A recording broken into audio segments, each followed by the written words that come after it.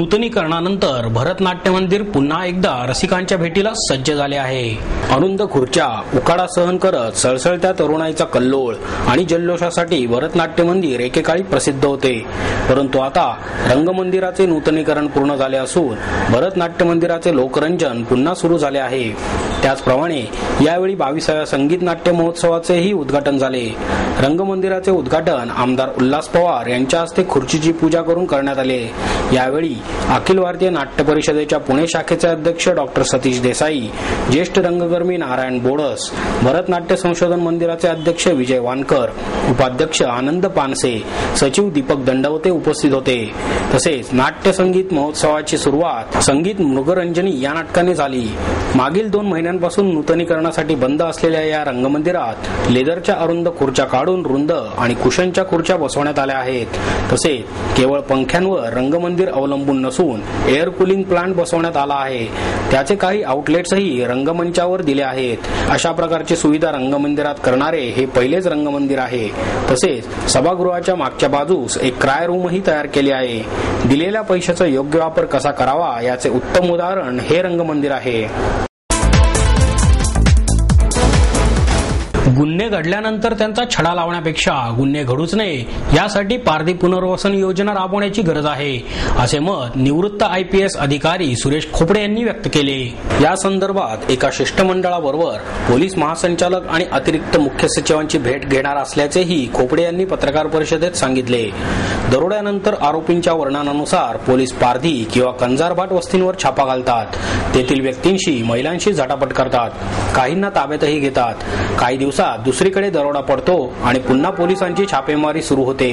यामुळे या समाजातील व्यक्ती दुखावल्या जातात, असे खोपडे यांनी सांगितले. पारधी समाजातील व्यक्तींना योग्य सामाजिक स्थान आणि रोजगाराची संधी दिल्यास त्यांच्याकडून होणाऱ्या गुन्ह्यांचे प्रमाण आपोआपच कमी होते. अशा प्रकारची योजना मी साताऱ्यामध्ये नियुक्तीला असताना राबवली होती. पुढे ती बंद पडली. सध्या सुमारे 30 कोटी रुपये खर्चून राबवण्यात येणाऱ्या पारधी पुनर्वसन कार्यक्रमातून कोणत्याही प्रकारचा फायदा होत नाही. शेळ्या, गायी आणि थोडी जमीन देऊन पारध्यांचे प्रश्न सुटणार नाहीत. यासाठी नवी योजना राबवण्याची गरज आहे, असेही खोपडे यांनी यावेळी स्पष्ट केले. देशात ज्येष्ठांची संख्या वाढत असून त्यांच्या प्रश्नांवर चर्चा करण्यासाठी स्वतंत्र संचालनालय स्थापन करण्याची गरज आहे, असे प्रतिपादन आंतरराष्ट्रीय दीर्घायू केंद्राचे अध्यक्ष शरदचंद्र गोखले यांनी केले. वसंत व्याख्यानमालेत समाधानी वार्धक्य या विषयावर त्यांचे व्याख्यान झाले. व्यासपीठावर डॉक्टर KH संचेती, दीर्घायू केंद्राच्या संचालिका अंजली राजे, मनोविकार तज्ञ हेमंत चांदोरकर उपस्थित होते. गोखले म्हणाले, वृद्धांसाठी सरकार मोठ्या प्रमाणावर सवलती निर्माण करत आहे. मात्र लोकसंख्येतील बदल आणि भारताचा विकास यांची सांगड कशी घालायची असा सरकारपुढे प्रश्न निर्माण झाला आहे. वृद्धांच्या समस्याही मोठ्या प्रमाणात वाढत आहेत. या वयात कमावणारे हात कमी होतात आणि सेवांची मागणी वाढत असल्याने अनेक समस्यांना तोंड द्यावे लागते. अशा प्रश्नांवर चर्चा करण्यासाठी स्वतंत्र संचालनालयाची गरज आहे. ज्येष्ठांच्या शारीरिक देखभालीसाठी आरोग्य केंद्र काढण्याची संकल्पना महत्वाची आहे. म्हातारपणात अनेक समस्यांमुळे नैराश्य निर्माण होते. मात्र आपल्याकडे लक्ष देण्यासाठी ज्येष्ठांनी दबावगट निर्माण करणे आवश्यक आहे. तसेच ज्येष्ठांवर होणाऱ्या हल्ल्यांमध्ये वाढ होत असल्याची बाब चिंताजनक असल्याचेही गोखले यांनी सांगितले. चांदोरकर म्हणाले, वार्धक्य ही सामाजिक प्रक्रिया असून ती शारीरिक, मानसिक आणि सामाजिक पद्धतीने होत असते. या वयात स्वभाव आणि व्यक्तिमत्वात अनेक बदल होत असून आजारपण आणि ताणतणावांमुळे नैराश्य येते. यावर उपाय करण्यासाठी 40 ते 45 या वयापासून म्हातारपणाचे नियोजन करणे गरजेचे आहे. डॉक्टर संचेती म्हणाले, या वयामध्ये मेंदूची कार्यक्षमता कमी होते. मात्र ध्यान केल्याने ती वाढण्यास मदत होते. वार्धक्यामध्ये अनेक बदल होतात. मात्र यावर मात करण्यासाठी हास्य, योग, प्राणायाम यांच्याद्वारे जीवनात समाधान निर्माण करता येते. अनेक अवयवांच्या आरोग्याच्या व्यायामाविषयीचे प्रकार संचेती यांनी यावेळी सांगितले. अमुक एक आमच्या तिथे प्रभा वसंती होतं नारायण पेठेमध्ये, ती काय मस्त मिसळ करायची हो. तिथे आम्ही रांगावरून मिसळ खायचो. त्याच्यात काय होती, मटकी होती. तर म्हटलं मग ती मिसळमधली मटकी आणि त्यात काहीतरी कॉर्नफ्लेक्स किंवा असा काहीतरी पदार्थ टाकून मिक्स करा आणि एक वाटीभर रोज सकाळी ब्रेकफास्टला ते घ्या. ते घेतलं की तुमची रोजची जी प्रोटीनची रिक्वायरमेंट आहे आणि मोड आलेलं धान्य त्याच्यामध्ये B12 पण मिळतं. जसं हे एज वाढत जातं ना तसं हिमोसिस्टीन पण वाढतं आणि B12 कमी होतं. तर त्यासाठी ह्या प्रकारच्या मोड आलेल्या धान्यातून शरीराला B10 पण मिळतं. आता झाला तिसरा भाग कार्बोहायड्रेट. कार्बोहायड्रेट मेंदूला जेवढा जास्त कार्बोहायड्रेट लागतो तो कार्बोहायड्रेट आपल्याला आपल्या रोज केळी फ्रूट्स ह्याच्यातनं वगैरे असा तुम्ही एक समतोल जर हे घेतलं तर 65% आपलं जेवणातलं हे कार्बोहायड्रेट्समध्ये घ्यावं आणि उरलेलं तिसरं फॅट्समध्ये 15 ते 20-30% असावं. हे झालं न्यूट्रिशन. न्यूट्रिशनबद्दल मी जास्त खोलात जात नाही, फक्त एवढंच आपल्याला सांगितलं तर तिन्ही गोष्टींची आपल्याला ह्या एजिंग प्रोसेसमध्ये जास्त आवश्यकता असते, विशेषतः प्रोटीनची जास्त आवश्यकता असते.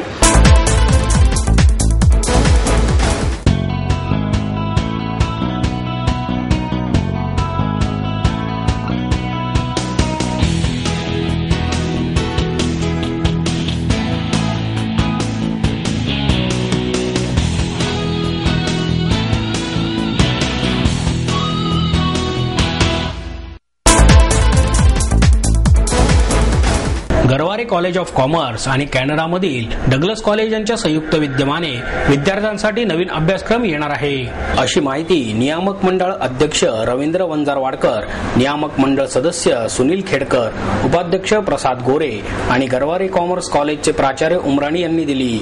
महाराष्ट्र एज्युकेशन सोसायटी 1860 साली स्थापन झालेली एक अग्रगण्य संस्था आहे.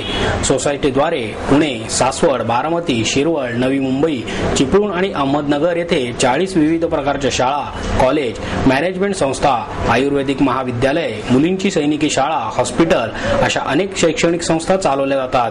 भारतात व्यवस्थापन शास्त्राकडे विद्यार्थ्यांचा वाढता ओघ आहे हे लक्षात घेऊन महाराष्ट्र एज्युकेशन सोसायटीने कॅनडामधील डग्लस कॉलेज बरोबर 11 एप्रिल 2012 रोजी व्हँक्युव्हर, कॅनडा येथे एक प्राथमिक करार केला असून त्याद्वारे विद्यार्थ्यांना पुणे आणि कॅनडा येथे व्यवस्थापन शास्त्र शिकण्याची संधी उपलब्ध करून दिली आहे.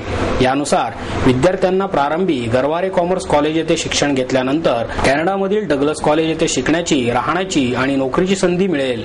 महाराष्ट्र एज्युकेशन सोसायटी आणि डग्लस कॉलेज यांच्या संयोगाने 3 प्रकारचे विविध कोर्सेस जून 2012 पासून गरवारे कॉलेज ऑफ कॉमर्स मध्ये विद्यार्थ्यांना उपलब्ध करून दिले जाणार आहेत. 12वी पास विद्यार्थ्यांकरता 5 वर्षांचा BBA डबल डिग्री कोर्स, ज्यामध्ये पहिले 3 वर्षे मुले पुण्यात शिकतील, त्यांना पुणे विद्यापीठाची डिग्री मिळेल.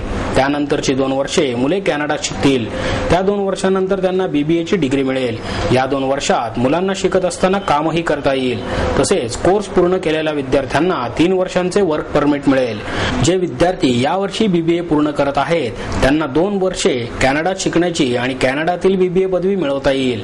त्याआधी मुलांना गरवारे कॉलेजमध्ये ओरिएंटेशन करणे गरजेचे आहे. या कोर्सच्या प्रवेशासाठी मर्यादित जागा आहेत. कोर्स पूर्ण केलेल्या विद्यार्थ्यांना 3 वर्षाचे वर्क परमिट मिळेल. इतर पदवीधरांसाठी डग्लस कॉलेजमध्ये professional sales, marketing, accounting, international finance, international business या विषयात 1 वर्षाचा पोस्ट ग्रॅज्युएशन डिग्री डिप्लोमा करता येणे शक्य आहे. यासाठी विद्यार्थ्यांना गरवारे कॉलेजमध्ये ओरिएंटेशन करणे गरजेचे आहे. हा कोर्स केल्यानंतर त्यांना 1 वर्षाचे वर्क परमिट मिळेल. 2 डिप्लोमा पूर्ण केल्यानंतर विद्यार्थ्यांना 3 वर्षाचे वर्क परमिट मिळेल. अधिक माहितीसाठी गरवारे कॉलेज ऑफ कॉमर्सच्या 020-410-38-300 या क्रमांकावर संपर्क साधावा. महाराष्ट्र एज्युकेशन सोसायटीचं गरवारे कॉलेज ऑफ कॉमर्स जे आहे तर आंतरराष्ट्रीय करार करणं हा एक पहिलाच प्रयोग आहे महाराष्ट्र एज्युकेशन सोसायटीचा. याची 3 वैशिष्ट्ये आहेत. एक म्हणजे हा संयुक्त अभ्यासक्रम आहे. महाराष्ट्र एज्युकेशन सोसायटीचं गरवारे कॉलेज ऑफ कॉमर्स आणि कॅनडामधलं डग्लस कॉलेज एक अतिशय महत्त्वाचं BBA course, international BBA course run करणारं ते कॉलेज आहे. आणि या 2 महाविद्यालयांच्या द्वारे संयुक्तपणे हा अभ्यासक्रम राबवला जाणार आहे. इथे काही अभ्यासक्रम कॉलेजमध्ये होईल, काही भाग, आणि त्याचा उर्वरित भाग व्हँक्युव्हर मधल्या डग्लस कॉलेजमध्ये होणार आहे. आणि म्हणून आंतरराष्ट्रीय अभ्यासक्रम हा केवळ परदेशी विद्यार्थ्यांनी जाऊन करायचा नाही, तर भारतामध्ये त्याचा काही भाग आणि तिथला काही भाग, हा एक मुद्दा. या आंतरराष्ट्रीय कराराचा आम्ही जो करार केला त्याचा दुसरा भाग असा आहे की आमचे जे फॅकल्टीज आहेत, म्हणजे आमचे जे प्रोफेसर्स आहेत, तर त्यांना सुद्धा आंतरराष्ट्रीय दर्जाचं प्रशिक्षण हे दिलं जाणार आहे. आणि म्हणून त्यासाठी आमचे प्रोफेसर्स हे कॅनडाच्या डग्लस कॉलेजमध्ये जातील. त्यांना तिथे 2 महिने तिथे त्यांना प्रशिक्षण मिळेल आणि ते पुन्हा इथं येतील आणि तशा प्रकारचा अभ्यासक्रम ते सुद्धा घेऊ शकतील. म्हणजे हे झालं शिक्षकांचं प्रशिक्षण किंवा प्रोफेसरचा एनरिचमेंट प्रोग्राम.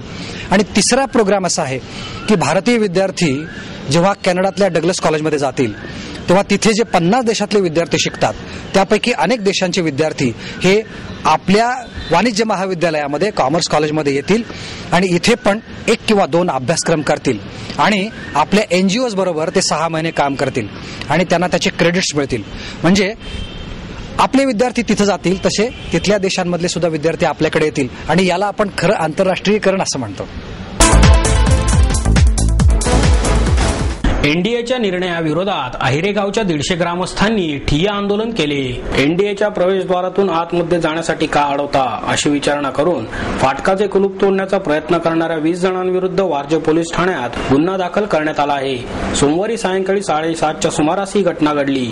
या प्रकरणी भगवान वांजळे आणि इतर 20 जणांविरुद्ध एनडीएचे सहाय्यक सुरक्षा अधिकारी कमल किशोर सिंग यांनी फिर्याद दिली होती. एनडीएच्या प्रवेशद्वारातील सुरक्षा कडक करण्याबाबत वरिष्ठांकडून मिळालेल्या सूचनेनुसार सिंग आतमध्ये जाणाऱ्या नागरिकांची तपासणी करत होते. सोमवारी सायंकाळी 7:30च्या सुमारास वांजळे यांच्यासह 15 ते 20 जणांचा जमाव एनडीएच्या प्रवेशद्वाराजवळ आला. त्यांनी तुम्ही लोकांना का अडवता अशी विचारणा करून गोंधळ घातला. तसेच प्रवेशद्वाराचे कुलूप तोडून आतमध्ये घुसण्याचा प्रयत्न केला अशी खोटी फिर्याद गावकऱ्यांच्या विरोधात दिली. तसेच या उलट एनडीएच्या सुरक्षा अधिकाऱ्यानेच आम्हाला जीवे मारण्याची धमकी दिली असून आमची तक्रार घ्यावी या मागणीसाठी अहिरे गावच्या 150 ग्रामस्थांनी बुधवारी सकाळी वारजे पोलीस ठाण्यावर ठिय्या आंदोलन केले. अहिरे गावचे सरपंच भगवान वांजळे आणि इतर 15-20 ग्रामस्थांविरुद्ध सरकारी कामात अडथळा आणल्याची तक्रार एनडीएच्या सुरक्षा अधिकाऱ्यांनी केली आहे. मात्र ही तक्रार जाणून बुजून केल्याचा आरोप अहिरे ग्रामस्थांनी केला आहे. आमदार भीमराव तापकीर म्हणाले, गावाला जाणारा रस्ता एनडीएच्या हद्दीतून असल्याने अधिकाऱ्यांकडून ग्रामस्थांची अडवणूक होत आहे असंही त्यांनी सांगितले. ज्येष्ठ कवी सुधीर मोघे यांच्या रंगधून या चित्रप्रदर्शनाचे उद्घाटन ज्येष्ठ चित्रकार इम्रोज यांच्या हस्ते करण्यात आले. यावेळी नाट्य संमेलनाचे अध्यक्ष श्रीकांत मोघे उपस्थित होते. त्यानंतर त्यांनी रसिकांशी संवाद साधला. यावेळेस इम्रोज यांनी अमृता प्रीतम यांच्याबरोबरच साहिर, कलाकाराची व्याख्या, रंगाशी आपले नाते, मूल्ये आणि एकूणच प्रेमाबद्दलचे आपले विचार मोकळेपणाने नर्मविनोदी शैलीत मांडले. मधून मधून कवितेची पखरण असणाऱ्या अमृता यांच्या प्रेमात आणि आयुष्यात एकजीव झालेल्या, प्रेमात कसलाही अहंभाव नसतो हे आपल्याच उदाहरणावरून पटवून देणाऱ्या आणि तरीही स्वतःच्या स्वतंत्र व्यक्तिमत्वाची ओळख पटवणाऱ्या इम्रोजनी श्रोत्यांवर एक वेगळाच प्रभाव टाकला. मला लोक चांगला प्रेमी, तितकाच चांगला पती आणि उत्तम दोस्त मानतात. मला वाटते यात विशेष काही नाही. तुमची पात्रता असेल तर तुम्ही या भूमिका चांगल्या पद्धतीने निभावू शकता. पण बहुतेक पुरुष स्त्रियांचा आदर करत नाही, त्यामुळे प्रश्न उभे राहतात. कलाकार हा सामान्य माणसापेक्षा जास्त संवेदनशील असतो असे मला वाटते. अर्थात कलाकार आर्ट स्कूल मधून तयार होतात यावर माझा विश्वास नाही.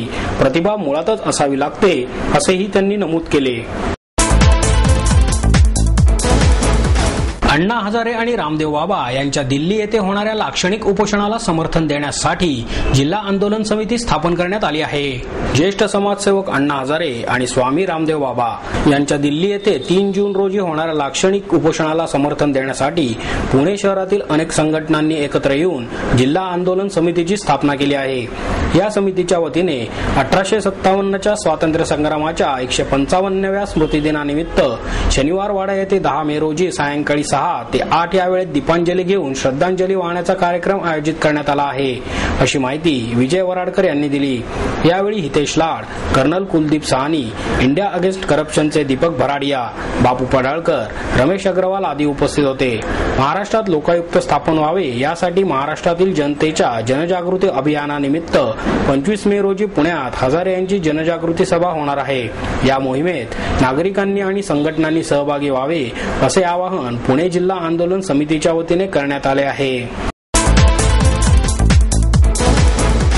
आणि याबरोबरच हे बातमीपत्र संपलं. पुन्हा भेटूया उद्या याच वेळी. नमस्कार.